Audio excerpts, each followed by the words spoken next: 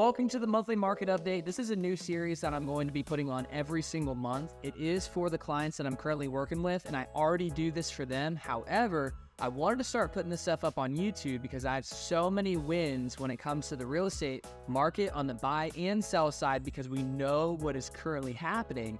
And when we know what is currently happening, we can use the negotiation skills necessary in order to help buyers save cash and help sellers profit more when it comes to the sell from the knowledge that we know of the market.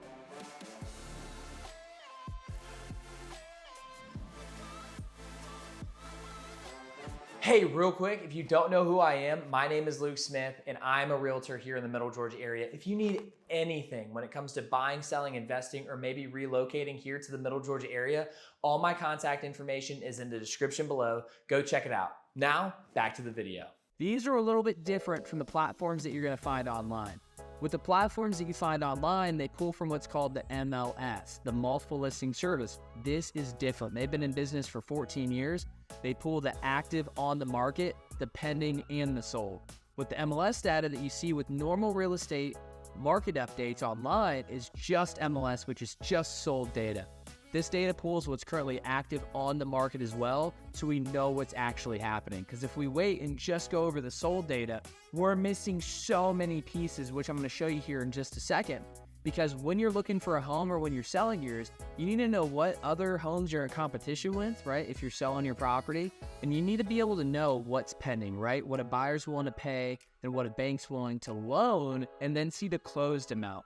And this data pulls from all three of those, because if you go on Zillow right now, which we're partnered with Zillow, so I'm not talking down on them, I love Zillow, their price in Warner Robins is completely different, the average price of a home, compared to what's actively being listed by almost $100,000.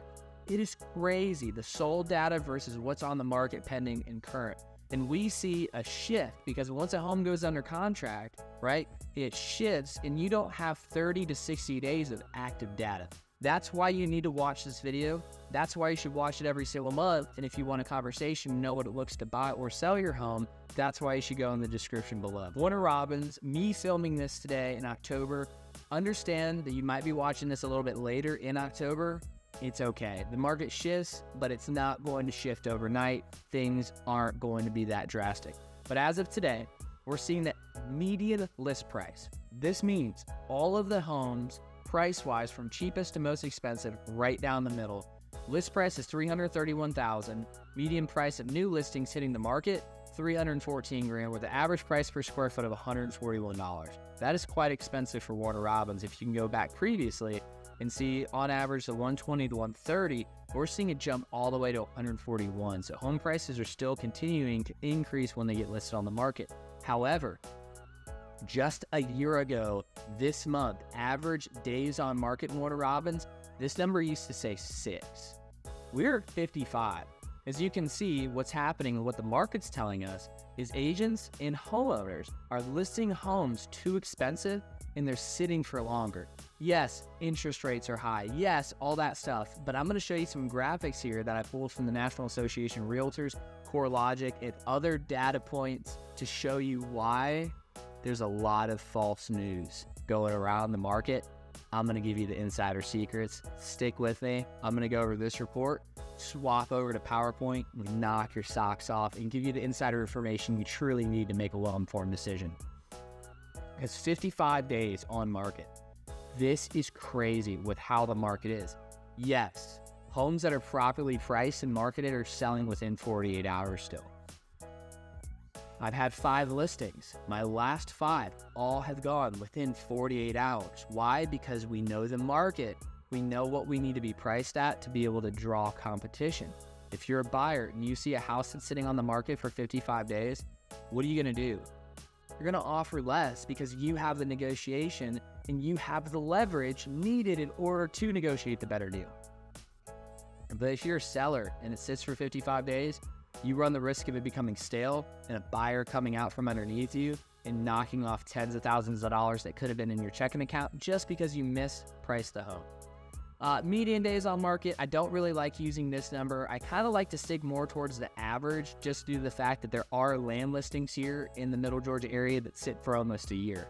Really can mess with these numbers. But when we go down to it, we have this right here, price decrease versus price increase. Almost a third of listings are taking a price decrease. Number one, lose negotiation power. Number two, you lose money. And number three, you're not going to get the best deal possible if you would have listed at the right price. And we're starting to see homeowners realize, I mispriced the house. I thought I could get more for it. And it's really hurting them in our area. Only 2% increase, 14% relisted. Relisted, typically the average real estate contract lasts for 6 months. We're finally seeing some homes that are sitting too long because of the data that I just went over. Inventory, 42 active listings as of right now. Median rent price here in Warner Robins is $1,600 per month. And then we have the market action. The market action index is something that you should take a look at. If you're a data nerd, with this that I can send you, you can see all the data points. But overall, really, you just gotta look here whether or not you're buying or selling a home. I'm gonna explain this in a second and more in depth with the graphics that I'm gonna pull up on the screen. But what you need to know, a seller's market versus a buyer's market, sellers still have the advantage, and it's all due to inventory. With the low inventory, sellers are always going to have the advantage because when there's less homes, higher buyer demand, sellers are gonna have the advantage. When there's a lot of homes for sale, not a lot of buyers, it turns into what's called a buyer's market. We still don't have enough inventory.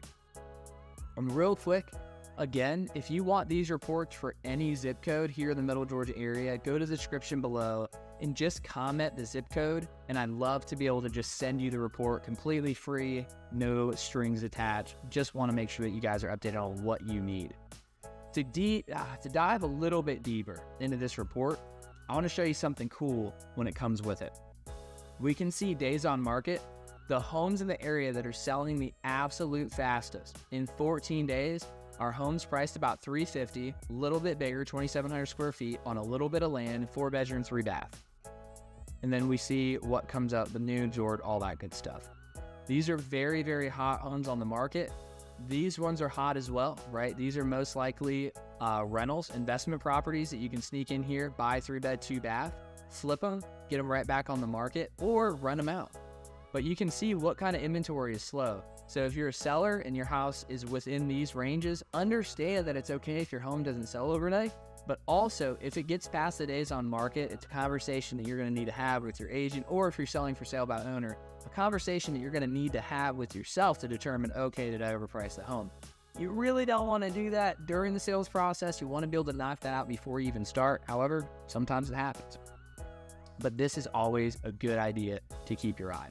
Now let's get into the insider secrets when it came down to it. That was what was going on at Warner Robins. Now I want to go over kind of a monthly market update of what's happening when it comes to either buying or selling a home, so you actually know what's going on. Yeah, sure, numbers on the screen. Yeah, Luke, it makes sense. The housing market, the numbers, the days on market, median list price, all that kind of stuff. But if I'm buying or selling a home, what does the market mean for me? In this little segment that I'm going to do, and I'm definitely going to make sure that I bring it to you every single month.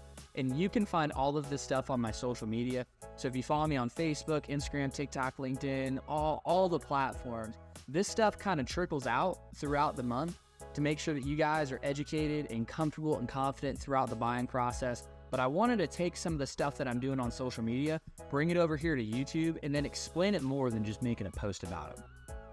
So to dive in a little bit deeper about what a seller's market actually is, you can see here that today, on the next slide, I'm going to go over exactly where we're at. Today, we're at 3.3. What that means is 3.3 months of inventory. If everything sold and not one more person listed a house, we would run out of homes in 3.3 days. Seller's market and buyer's market is completely contingent on how many homes are available. Now, until we hit above 6 months worth of inventory, always going to be a seller's market. It's simple supply and demand. And that's what we saw back in 2008, 2010, was the mortgage industry just gave a loan to everybody that asked for one.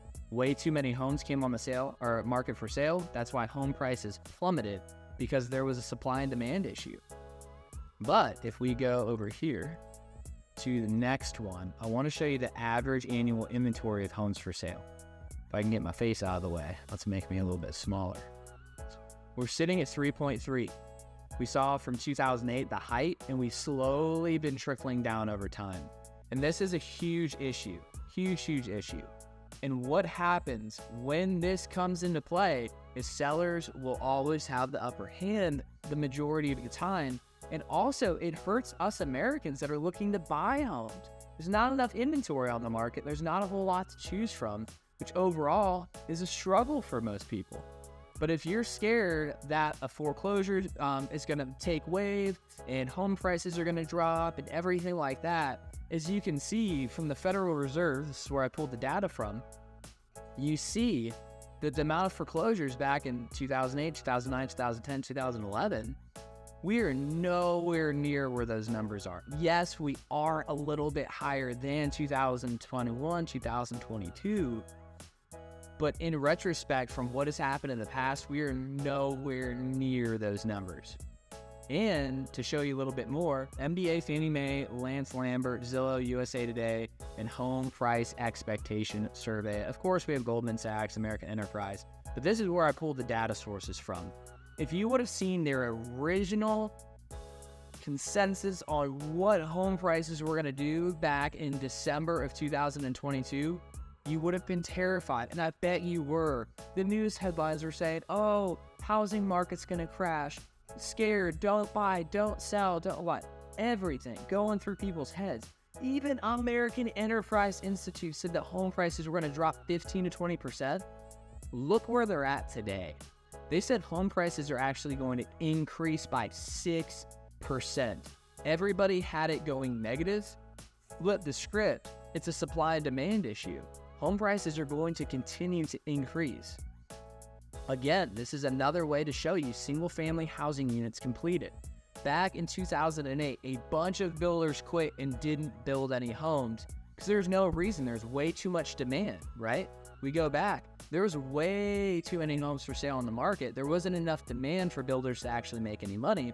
But now we see today, builders have been trying to build to be able to get back to the average annual units completed.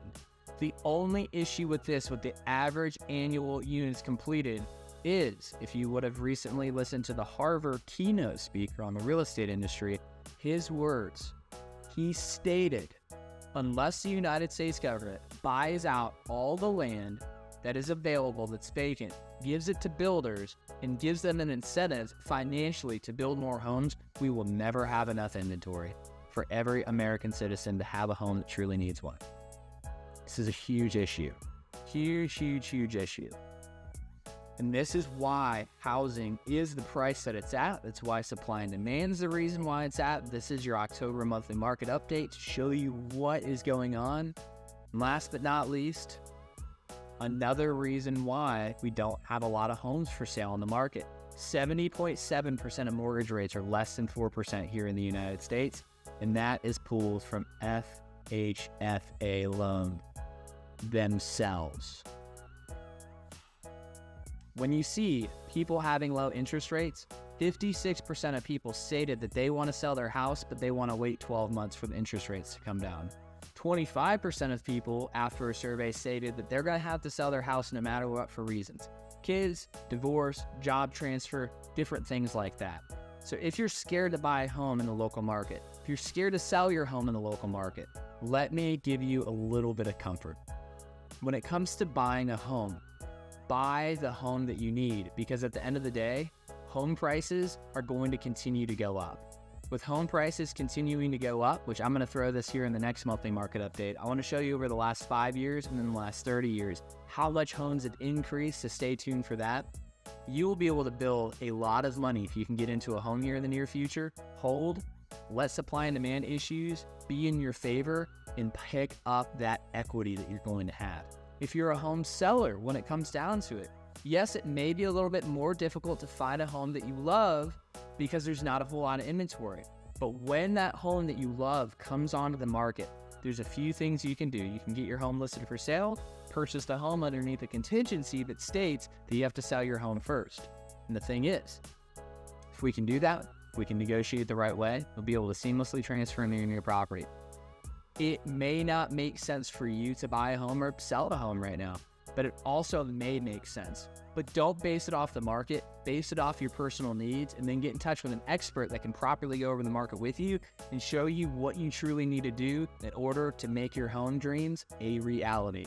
Again, my name's Luke. I'm really grateful that you stayed to the end of this video. If you need anything at all, you have questions about the housing market, you want to move here, you want to sell, you want to invest, or you just want to have a conversation about the market, my information's in the description below. Love to be able to have a conversation with you. Check you out on the next video.